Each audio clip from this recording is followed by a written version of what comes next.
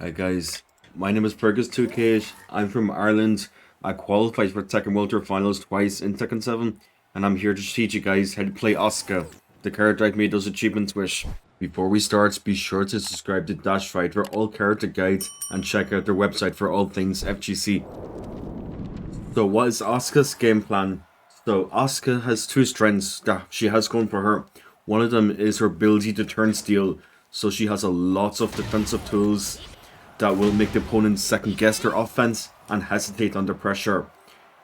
To complement this, she also has one of the best 50-50s in the game between this low that gives a guaranteed follow-up and between many mids that she can use, including a safe mid launcher. So this character, her whole game plan is to, when the opponent attacks into her, she makes them second guess their options, hesitate under pressure, and when she instills that fear into the opponent, then she starts to run her blender, she starts to run her mix-ups. So that's kind of the character in a nutshell. So I would say she's a bit more on the aggression side of things, because you're aggressively making your opponent scared to do something by all these defensive tools, and then when they freeze up, you start to apply your 50-50. And that is the character in a nutshell. So now let's talk about what moves to use with Asuka. So first of all, her jab strings are very strong. So she has a jab into a low with 1-3. She has a jab into the mid with 1-1. And you can do 1-1-3 for a safe delayable counterish. So if they press into it, you get guaranteed follow-up. So 1-3 for a low, 1-1 for a mid. And this is just there to like frustrate the opponent, make them make a mistake, open them up a little bit, and it comes from something so fast, such as a jab. So her jab strings are very important to frustrate your opponent. Another poke you're going to want to use with this character is her down forward 1. Down forward 1 because it's a reliable to go to mid poke, and the good thing is it has extensions. So you have a high extension and you have a mid extension. So down forward 1-2 is the high, down forward 1-4 is the mid. So the point of this is, okay, if your opponent does something and you just want to like 5-check the situation, down forward 1 is your to go to mid poke. And if you think they will press and block, then you can do the high or you can do the mid, one of the extensions. And the good thing about the mid is it will walls blocked as well. So if they duck into the mid, it will walls blocked. Both moves are guaranteed on counter hit. So if down forward 1 hits on counter hit, both attacks are guaranteed. So it's good to make them freeze up, and when they freeze up, you can start to do your other things. The Mach 3 is going to be Asuka's main low poke. It is good damage. The range is very good. You can see hits all the way from over here. So this is what you're going to be using to poke at the opponent. Now the downside of this low is it has pushback mid-screen. So it's hard for Asuka to use her frames. So she has to time her offense well to start pressure, such as dashing in afterwards and continuing her pressure. Now, at the wall, this is a different story, because at the wall, there is no longer any pushback. So this move becomes a lot better because you can use the plus frames. So if you think they're going to mash here, this is a good flow short to do. Denmark 3 and hit, down forward 1-4. If they mash after the low, this will be guaranteed, and you get walls blocked. If they freeze up, you can do Denmark 3, you can do other things. So Denmark 3 becomes very powerful at the wall. Denmark 4 is nice because it's a high crush low poke. So Denmark 3 is good for offense, but the problem is it doesn't high crush. If you think that they're going to jab at you, you can sneak in Denmark 4 to kind of cover yourself a little bit, just to give yourself a bit of insurance in case they go for a high. So let's talk about other moves you can use with Asuka. Now, her panic tools. So I mentioned that this is one of her strengths. Her ability to turn steel, her ability to make the opponent second guess themselves. So one of those moves is her reversal. So her reversal is if they attack into the reversal, she will activate this and she gets guaranteed follow-ups with forward 3+4. So if the reversal a punch, you can do this afterwards. You get different animations depending what they do. So that's on a punch. This is on a kick. So you get different things depending on the limb. But the punch is obviously the best one. She has other things such as can-cans. Now can-cans is den 3+4. This move is very good because, first of all, it's very fast. It's safe on block, technically. And if they press into it, it's a very fast counter launcher. And the other thing is, it low crushes very, very quickly. So if you read that your opponent's going to go for low, you can use this move to hop over it. So can-cans is going to be one of your main panic tools. You can also use this on offense, for example, like a frame trap. So if you get some plus frames, for example, off forward 1 on block, you can do can-cans afterwards. And if they try to press, or if they try to mash armor or heat burst, you will win here and you get counter launch. Very, very strong move, especially in this game. Other moves you have is forward 1+2. This, for me, is one of the best heat engagers in the game because, first of all, it's fast. It has a lot of range. It's armored, so if they press into it, it will trigger. And it's a heat engager. So this move is so strong because you can completely turn your opponent's offense back onto them. So if you get good reads on your opponent's offense, like they want to start pressuring you, you can use this to interrupt them. And you can start your own momentum here. You can go mental here. Very strong move. Very, very strong heat engager. She also has moves such as sidestep 2. Sidestep 2 is a very evasive mid that comes over sidestep. So if you think that your opponent's going to attack with something a bit linear, a classic setup is something like minus on block into sidestep 2, 1-1-3 sidestep 2. You know, something minus, or even during your opponent's offense, you can try and sneak in sidestep 2. And similar to her power crush, it's a very good way to shift the momentum back in your favor. They try to pressure you, you make a blow up in their face, and you get to start your own mix-ups afterwards. Another move you want to use is her Sabaki. Now, what a Sabaki is, it's an attack with built-in parry. So, let's say the opponent presses into her Sabaki. So, let's say the opponent does jab into down forward 1, classic flowchart, right? So her forward 2+3 is a punch Sabaki, meaning that if your opponent attacks into it with a punch, she gets a full combo. This is very, very, very strong because so many things in Tekken, or so many things in offense, is done with a punch. So like a jab, down forward 1, very small things.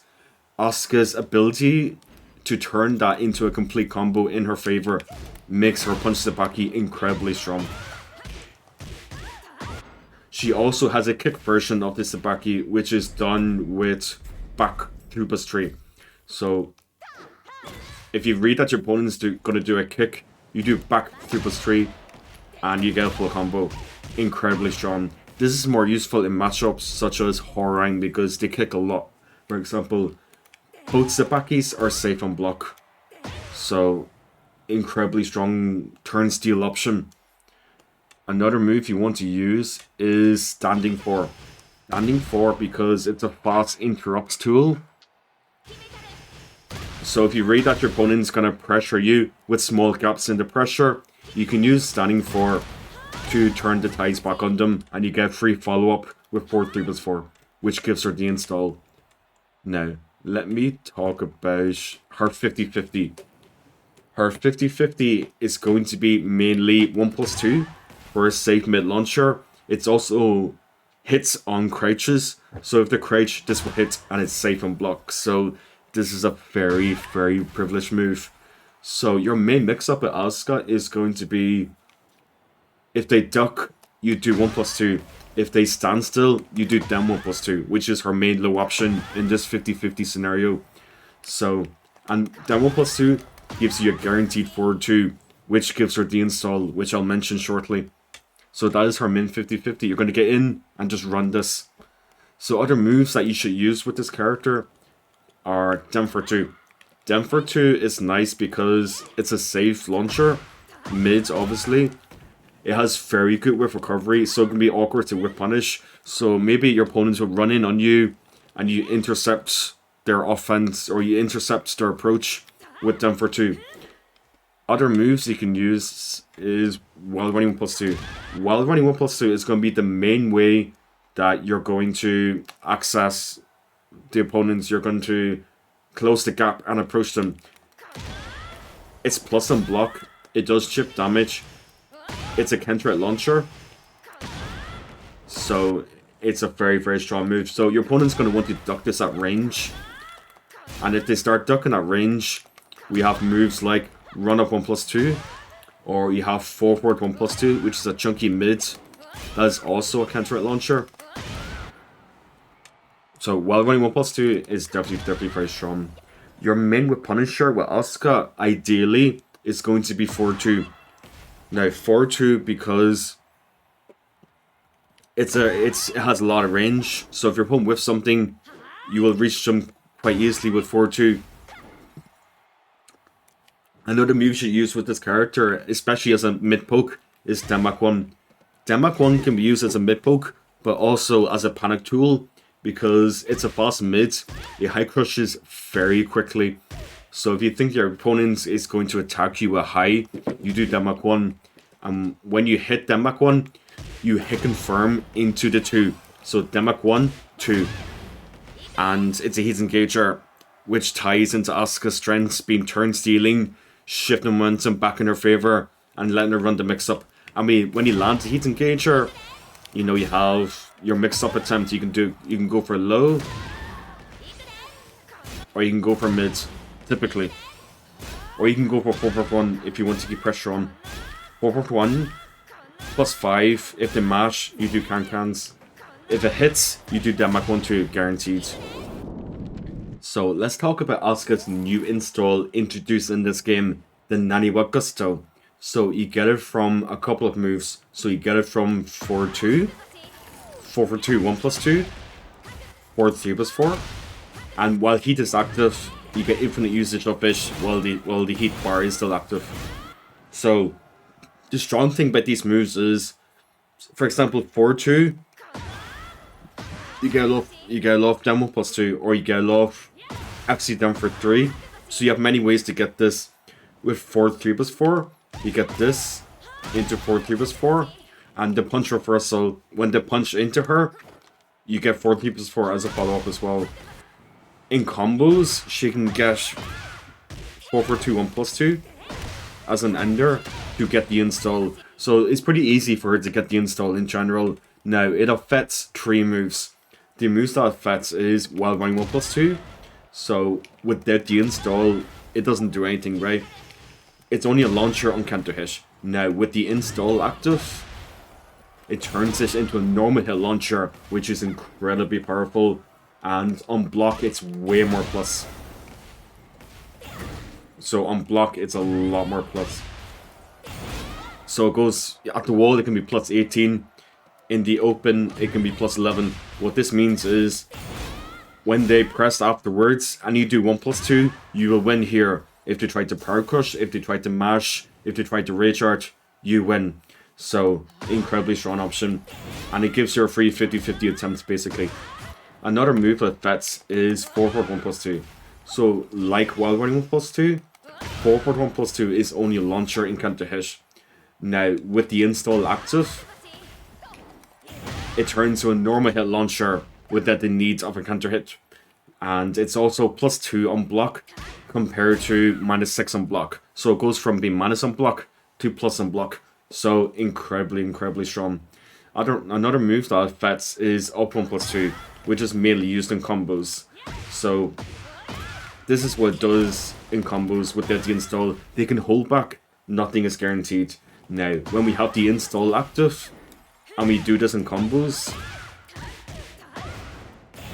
we get a free follow-up, which gives us the install back. So you can see that she gets the install a lot. Now, let's talk about her heat a little bit.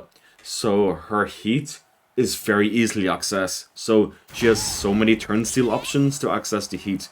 Power Crush, Sidestep 2, down back 1-2 High Crush. She also has down 2, which is a nice range mid tool. So with down back 3, you can also use down 2 to kind of complement it, right? And she also has Destabilizer 2. So you do forward 1+3, and you make them guess between the mids, which is a heat engager, or the low. So she has very, very accessible heat engagers. And what her heat mechanic is, so the Nanowatt Gusset that we just talked about, she gets infinite usage of it. So as long as the heat bar is still active, she can do as much as she wants. When you land the heat engager, you get more of the heat bar, so you can do a lot. So I'm doing 4, right? So she can kind of loop the situations, apply a light chip damage to the opponent, while keeping them guessing between the 1+2 for mid and then 1+2 for low, right? So she's very good at making them guess. And in Nanowatt Gusto, instead of using 1+2, you can use forward 1+2 as a mid option in the 50-50. So you can make them guess between this, and you can make them guess between this when you have the install active, because this gives a much better combo. So that's kind of like her heat in a nutshell.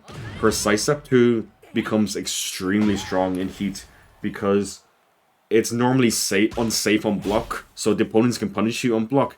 However, with heat active, it becomes plus on block, and it turns into a combo. It turns into a combo starter. So Sidestep to heat dash is incredibly strong. Her heat smash is quite nice. It has good range. It low crushes.